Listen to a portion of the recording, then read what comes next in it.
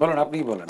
আমার মনে হয় না আজকের টকশোর টপিকটা নুসরাত তাবাসসুম কেন এনসিপিতে ফেরত আসলো সেটা। না, আমি নতুন চেয়েছিলাম। না না প্লিজ আপনি কন্টিনিউ করুন প্লিজ।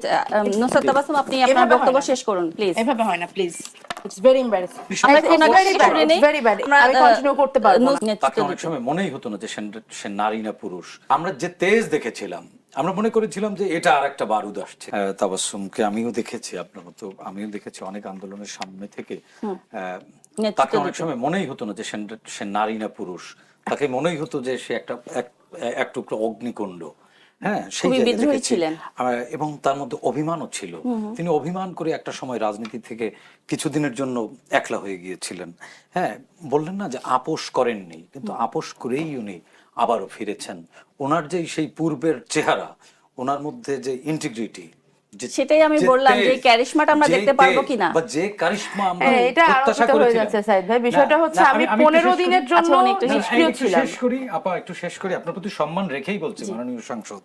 সেটি হচ্ছে যে আমরা যে তেজ দেখেছিলাম, আমরা মনে করেছিলাম যে এটা আর একটা বারুদ আসছে, এখানেই পরিবর্তন হবে। কিন্তু দেখলাম আপোষ করে সেই 71-এর পরাজিত শক্তির মানে কোটায় নুসরাত তাবাসসুমরা এমপি হবে, এটা আমরা প্রত্যাশা করি না। জুলাইয়ে আমিও একজন জেল খাটা মানুষ। এই জুলাইয়ের হাসিনা পতনের পরের দিন আমার জেল থেকে বেরোতে হয়েছে। হ্যান্ডকাপের দাগ এখনো যায়নি, কেটে গিয়েছে। এই তাবাসসুমরা আপোষ করবে, এটা আমাদের জন্য কষ্টের।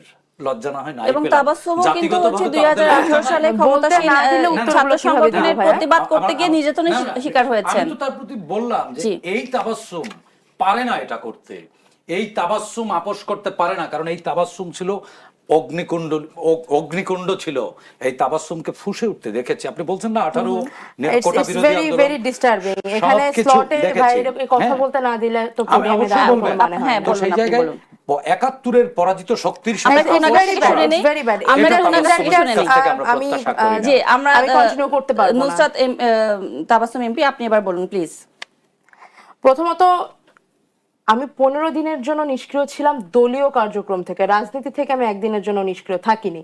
আর 71 বিরোধী দলের সঙ্গে আপোষের কথা যদি বলেন, তাহলে বর্তমান সরকার দল, ইতিপূর্বের সরকার দল এবং তারও আগে বাংলাদেশের সামরিক শাসনামল থেকে শুরু করে প্রত্যেকটি দলই এমন কোন দল ছিল না যারা রাজনৈতিক জোটে যায়নি। সেখানে এনসিপি নির্বাচনকালীন একটি জোটের মধ্যে রয়েছে। সেখানে আমি আপোষ করে না না প্লিজ আপনি কন্টিনিউ করুন প্লিজ। নুসরাত তাবাসসুম আপনি আপনার বক্তব্য শেষ করুন প্লিজ। এভাবে হয় না প্লিজ, ইটস ভেরি এমবারেসিং। আমি অনুরোধ করছি আপনি আপনার বক্তব্য শেষ করে যান প্লিজ। It's very এমবারেসিং। না সিরিয়াসলি না, টকের মধ্যে এরকম হতেই পারে, তর্ক বিতর্ক চলতেই পারে। আপনি প্লিজ আপনার বক্তব্য শেষ করে যান। কিন্তু আপনি কথাই বলতে দিচ্ছেন না। সেক্ষেত্রে বলতে পারতেন যে আপনি অনেকটা লেট করে এসেছেন, আপনার এখানে পরে কখনো জয়েন করতেন। আচ্ছা ঠিক আছে, it's very embarrassing, it's very unprofessional. না আপনি প্লিজ আপনার বক্তব্য শেষ করুন, তারপরে আপনি যাবেন প্লিজ। আপনি শেষ করুন, আমরা আপনাকে একদম সময় দিয়ে দিলাম। বলেন, আপনিই বলেন। আমার মনে হয় না আজকের টকশোর টপিকটা নুসরাত তাবাসসুম কেন এনসিপিতে ফেরত আসলো সেটা। যদি সেটা হয় সেক্ষেত্রে আমি 1 ঘন্টা আলাপ করতে রাজি আছি। আচ্ছা সাইদ ভাই, ওনার কাছে একটু শুনে নেই। জি বলুন, কি বলবো? আপনি যেটা বলতে চাচ্ছিলেন সেটা বলুন, আপনার বক্তব্য শেষ করুন। আমার বক্তব্য জলাবদ্ধতা নিয়ে জিজ্ঞেস করেছিলাম, তো সেটা বলেছি না। আপনি সাইদ ভাইয়ের কথার জবাব দিচ্ছিলেন যে ইন্ট্রা পার্টি স্ট্রাগল হিসেবে আমি 15 দিন দলীয় কার্যক্রম থেকে নিষ্ক্রিয় ছিলাম এবং তারপরে আমি কেন, কিভাবে, কোন পরিপ্রেক্ষিতে দলীয় কার্যক্রমে ফেরত এসেছি সেটা 13ই জানুয়ারি আমি প্রকাশ করেছি এবং তারপর থেকে আমি আমার দলীয় কার্যক্রমের সাথে সংযুক্ত আছি, সক্রিয়ভাবে সংযুক্ত আছি।